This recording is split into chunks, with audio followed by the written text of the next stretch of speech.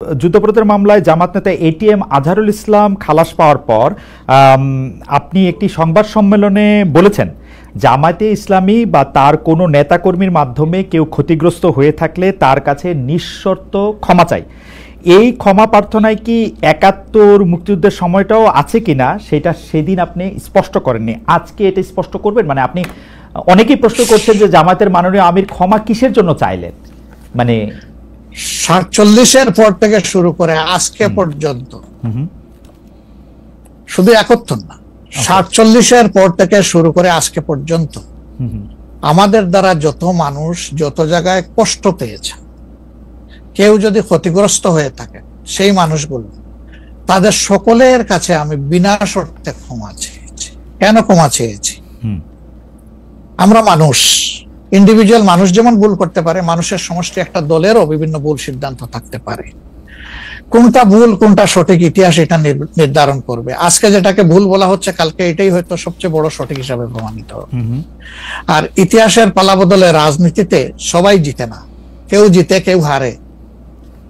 আমরা আদর্শবাদী একটা দল, আমরা বিশ্বাস করি আমরা মানুষ, ভুলের ঊর্ধ্বে নই। আমাদের দ্বারা, আমাদের সহকর্মীদের দ্বারা মানুষ বিভিন্ন ক্ষেত্রে কষ্ট পেতে পারে, ক্ষতিগ্রস্ত হতে পারে। আমি সব কিছুর জন্য কোনো শর্ত আরোপ না করেই মাপ চেয়েছি। ওকে, মানে ৪৭ এবং মাপ চাওয়ার মধ্যে কোনো পরাজয় নাই, অবশ্যই নাই। ৪৭ থেকে আজ পর্যন্ত যে কোনো কিছুর জন্য মানুষ আপনাদের কাছ থেকে যদি কোনো ধরনের আঘাত পেয়ে থাকে, তার জন্য আপনি দুঃখ প্রকাশ করেছেন বা ক্ষমা চেয়েছেন। এর ভিতরে সব ঢুকে গেছে, কোনো কিছু বাদ নাই। ওকে, এভরিথিং ইনক্লুডেড। আচ্ছা, এবং এটা আনকন্ডিশনাল, মানে অ্যাপোলজি দিয়ে আনকন্ডিশনাল পার্ডন সিক করেছে। এইটা কি ডক্টর শফিকুর রহমান, আমি আসলে যেহেতু আপনার সঙ্গে আমার মানে নানা সময় কথা বলার সৌভাগ্য হয়েছে, মানে পর্দার বাইরে পর্দার ভিতরে, সেটা আমি জানি বলেই আমি আমার প্রশ্নটা করছি যে আপনি যে ৭১টাকে এই ৪৭ থেকে আজ পর্যন্ত একসাথে বললেন, এর কি কোনো বিশেষ কারণ আছে নাকি? মানে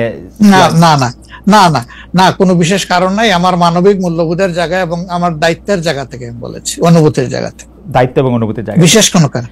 আচ্ছা, আমি আবার ২-৩ দিনের ঘটনা একটু আসি। আমরা দুইটা ঘটনা আমরা দেখেছি যে আমাদের অনেককে ব্যথিত করেছে। একটা হচ্ছে লালমনিরহাটে একজন যিনি নরসুন্দর, তিনি এবং তার ছেলেকে খুব আয়োজন করে মারধর করা হচ্ছে এবং তাদেরকে টেনে নিয়ে পুলিশের কাছে নিয়ে যাওয়া হয়েছে। এবং আরেকজন যিনি ২০১৮ সালের ডিসেম্বরের রাতের ভোট বলে খ্যাত নির্বাচনের যে প্রধান নির্বাচন কমিশনার, তাকে আসলে খুবই অপমানজনকভাবে মানে থানায় নিয়ে যাওয়া হয়েছে এবং সেটা আবার ভিডিও করা হয়েছে। মানে আমি সাধারণভাবে যেটা বুঝি, আপনি আমাকে শাস্তি দিতে পারেন, আপনি আমাকে মৃত্যু দিতে পারেন, কিন্তু মানুষ হিসাবে আরেকটা মানুষকে অসম্মান করার অধিকার যে আমাদের নাই, এইটা কি মানে মানে নাকি এইটা আমাদের আছে কারণ তারা একটা খারাপ কাজ করেছিল, এরকম কি? মানে আমি জানি না, মানে অনেকে তার আরেকজন, জি আপনি বলেন, আরেকজন খারাপ কাজ করেছেন বলে আমিও করব, এটা কোনো যুক্তি? আমি আরেকজনের খারাপে কষ্ট পেলাম, ক্ষতিগ্রস্ত হলাম, এখন আমি সেম অথবা ওয়ার্স দেন দিস আরো খারাপ কিছু করলাম তার সাথে, সেটা কি কোনো মানবিক আচরণ বলে গণ্য হবে? নিশ্চয়ই না। তবে দেখেন, আমরা এটাকে কখনো সমর্থন করি না, কিন্তু পরিবেশ, প্রেক্ষাপট, স্থান, কাল, পাত্র, মানুষ কোনো জিনিসকে যখন লাইক করে না, তখন প্রকাশ্যে হয় তার প্রতিবাদ করে, না হয় মনে মনে ঘৃণা করে, অথবা সে শক্তি থাকলে প্রতিরোধ করে।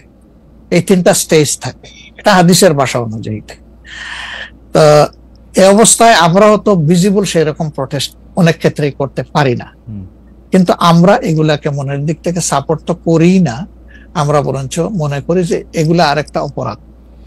ডেফিনেটলি সিইসি যিনি ছিলেন, তিনি তো একজন মানুষ, তিনি এই রাষ্ট্রের একজন সিভিল সার্ভেন্টও ছিলেন এবং উঁচু পর্যায়ে তিনি দায়িত্ব পালন করে তিনি রিটায়ার করেছেন।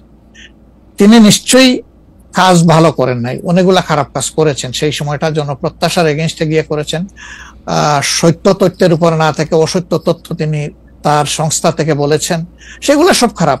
তো তার জন্য তো আদালত আছে, কিন্তু আদালতে যাবেন, আমি তাদেরকে আদালতে নিয়ে যাই, আইনের আওতায় নিয়ে যাই, কিন্তু আইন আমার হাতে আমি তুলে নেবো কেন?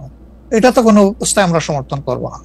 এই জন্য আপনার স্মরণ থাকার কথা, 5 তারিখ রাত্রেই আমরা ঘোষণা করেছি যে ব্যক্তিগতভাবে আমরা কারো উপর থেকে কোনো প্রতিশোধ নেব না এবং আমরা নেইনি।